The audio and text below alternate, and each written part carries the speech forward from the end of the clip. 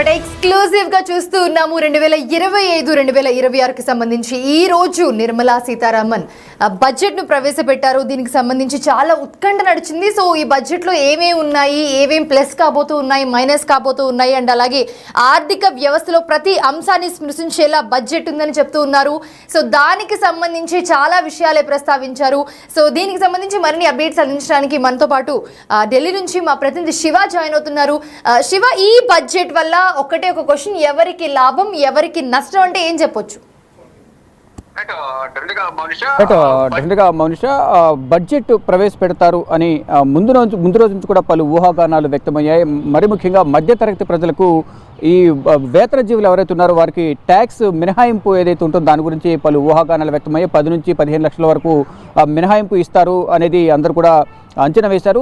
అందరి అంచనాలకు అనుగుణంగానే కేంద్ర ప్రభుత్వం 12 లక్షల వరకు కూడా ఎటువంటి పన్ను కట్టవసరం లేదనేది కేంద్ర ప్రభుత్వం మధ్యతరగతి ప్రజలకు శుభవార్త చెప్పింది. దీంతోపాటు ఈ బడ్జెట్లో టాప్ 10 అంశాలకు సంబంధించి కూడా ప్రధానంగా అంతా చర్చ జరుగుతుంది. దానిలో ప్రధానంగా వృద్ధులకు సంబంధించిన టీడీఎస్ ఏదైతుందో టీడీఎస్ పైన ప్రధానంగా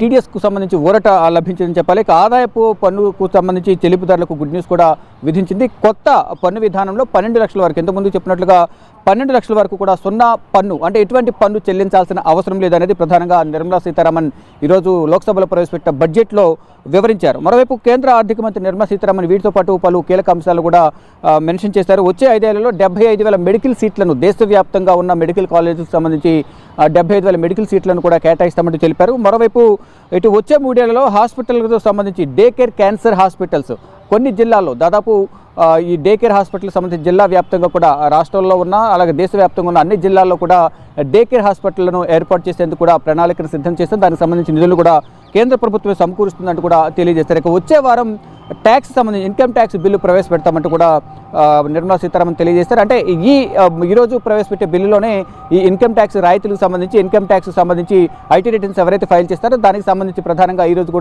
ఈరోజే దానికి సంబంధించిన వివరాలు వెల్లడిస్తారంటూ కూడా అందరూ ఆశించారు. కానీ దీనికి సంబంధించి మరికొంత సమయం వేచి చూడాల్సిన పరిస్థితి అయితే ఏర్పడింది. ఇక మరోవైపు ఇటు తెలుగు రాష్ట్రాలకు సంబంధించిన పోలవరం, ఆంధ్రప్రదేశ్ సంబంధించిన పోలవరం ప్రాజెక్టు సంబంధించి 5,936 కోట్లను కేటాయించింది. మరోవైపు విశాఖ స్టీల్ ప్లాంట్ కూడా గత బడ్జెట్లో ఏ విధంగా అయితే నిధులను కేటాయించిందో ఈ బడ్జెట్లో కూడా దాని కొనసాగింపుగా కూడా బడ్జెట్లో నిధులను కేటాయిస్తూ నిర్ణయం తీసుకుంది విశాఖ స్టీల్ ప్లాంట్. మరోవైపు విశాఖ పోర్టుకు కూడా 730 కోట్లు పోర్టుకు, అలాగే విశాఖ స్టీల్ ప్లాంట్కు 3,295 కోట్లను కేంద్ర ప్రభుత్వం కేటాయించింది. ఇక భీమా రంగంలో ఎఫ్డీకి 100% పెంచింది. ఫిక్స్డ్ డిపాజిట్స్ ఏవైతే ఉన్నాయో దానికి సంబంధించిన నిధులను 100% పెంచింది. వచ్చే కొన్ని సంవత్సరాల్లోనే ఇక గిగ్ వర్కర్లు ఎవరైతే ఉన్నారో వారికి ఆరోగ్య బీమా, ఏదైతే జొమాటో కానీ ఇతర గిగ్ వర్కర్లు ఎవరైతే ఉంటారో అటువంటి వారికి ఈ ఆరోగ్య బీమాను ఆరోగ్య బీమాకు సంబంధించిన కొన్ని కార్డులను కేటాయిస్తారంటూ తెలిపారు. ఇక కిసాన్ క్రెడిట్ కార్డుల కాల పరిమితిని కూడా పెంచారు. కిసాన్ క్రెడిట్ కార్డులు ఏవైతే ఉన్నాయో దానికి సంబంధించిన పరిమితిని కూడా పెంచారు. అదే దానికి సంబంధించి క్రెడిట్ కార్డు లిమిట్ ఏదైతే ఉందో దాన్ని 3 నుంచి 5 లక్షలకు పెంచినట్లు కేంద్ర ప్రభుత్వం నిర్ణయించుకుంది. వచ్చే 3 ఏళ్లలో హాస్పిటల్లో కూడా డే కేర్ క్యాన్సర్ హాస్పిటల్ సెంటర్లను ఏర్పాటు చేస్తామని తెలిపారు. మొత్తంగా చూసుకుంటే ఈరోజు ప్రవేశపెట్టిన ఈ బడ్జెట్లో మధ్యతరగతి ప్రజలు ఊహించినట్లుగానే ఎటువంటి పన్ను చెల్లింపు లేకుండా సున్నా పన్ను చెల్లించే విధంగా కూడా 12 లక్షల వరకు మినహాయింపించింది. దీని ద్వారా దాదాపు శివ, దాంట్లో గిగ్ వర్కర్లకు కూడా ఆరోగ్య బీమా, అలాగే వృద్ధులకి ఏదైతే ఉందో వడ్డీపై టీడీఎస్ కూడా ఊరట లభించిందని చెప్పుకోవచ్చు. డెఫినెట్గా అన్ని వర్గాల వారికి కూడా దీంట్లో లబ్ధి చేకూరే విధంగా ఈ బడ్జెట్ అనేది రూపొందించింది. అందరికీ ఆశాజనకంగా ఉంది అనేది కేంద్ర ప్రభుత్వం చెబుతుంది. కానీ కొన్ని విమర్శలు అయితే వస్తున్నాయి. అంటే కొత్త సీసాలో పాత సారా అన్న సామెతను తీసుకొచ్చి వారు చెప్తున్నారు. ఎటువంటి కొత్తవి దీంట్లో నిధులను కేటాయించలేదు.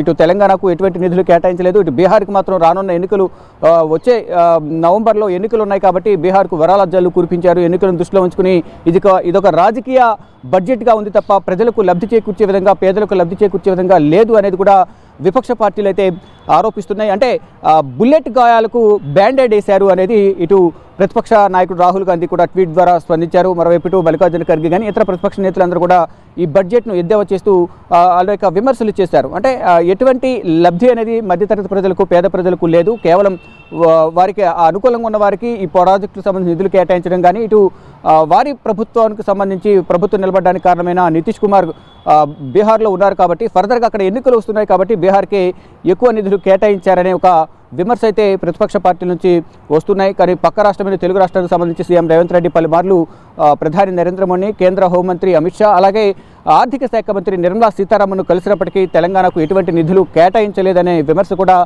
వినిపిస్తోంది. కేవలం వారి ఎన్డీఏ కూటమికి సంబంధించిన పార్టీలు ఎక్కడైతే అధికారంలో ఉన్నాయో వారికి మాత్రమే నిధులు కేటాయించారనే ఒక విమర్శ వినిపిస్తోంది. కానీ ఇది అందరికీ ఆశాజనకంగా, పేదలందరికీ కూడా ఇది పేదల బడ్జెట్, పేదలకు అనుకూలంగానే ఈ బడ్జెట్ను ప్రవేశపెట్టాము, అందరికీ న్యాయం జరుగుతుందనేది ప్రధానంగా ఇటు కేంద్ర ప్రభుత్వ పెద్దలు కానీ, ఇటు కేంద్ర ఆర్థిక శాఖ మంత్రి, మరోవైపు ప్రధాని నరేంద్ర మోడీ కూడా చెప్తున్నారు. కేంద్ర మంత్రి ఆర్థిక మంత్రి నిర్మలా సీతారామన్ బడ్జెట్ ప్రవేశపెట్టిన తర్వాత ప్రధాని నరేంద్ర మోడీ ట్వీట్ చేస్తూ కూడా నిర్మలా సీతారామన్ను అప్రిషియేట్ చేశారు.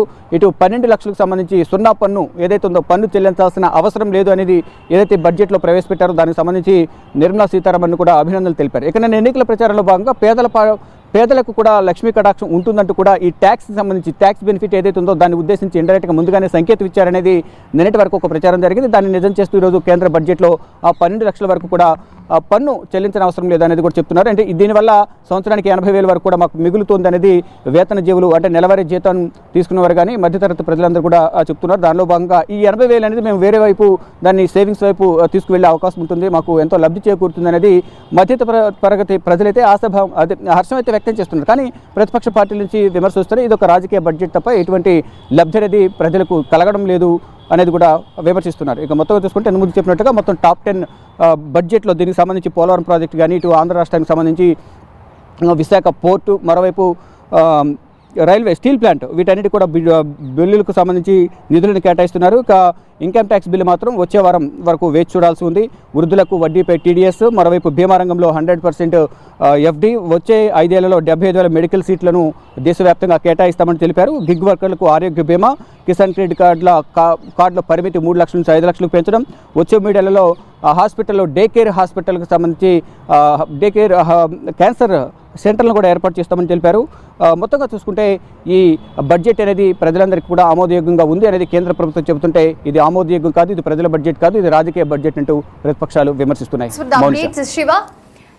చూస్తున్నాము మా ప్రతినిధి శివ అందించిన అప్డేట్స్ కూడా విన్నాము చాలా క్లియర్గా. కేంద్ర ఆర్థిక మంత్రి నిర్మలా సీతారామన్ ఏదైతే ప్రవేశపెట్టారో బడ్జెట్ 2025 అండ్ అలాగే 26 ఆర్థిక సంవత్సరానికి సంబంధించి చాలా అప్డేట్స్ని కూడా మనం చూసాం ఇప్పటివరకు. అండ్ అలాగే దాంట్లో కొత్త పన్ను విధానంలో 12 లక్షల వరకు పన్ను సున్నాగా ఉండబోతుంది. అండ్ అలాగే క్రెడిట్ కార్డ్, కిసాన్ క్రెడిట్ కార్డుల పరిమితి కూడా 3 లక్షల నుంచి 5 లక్షల వరకు పెంచారు.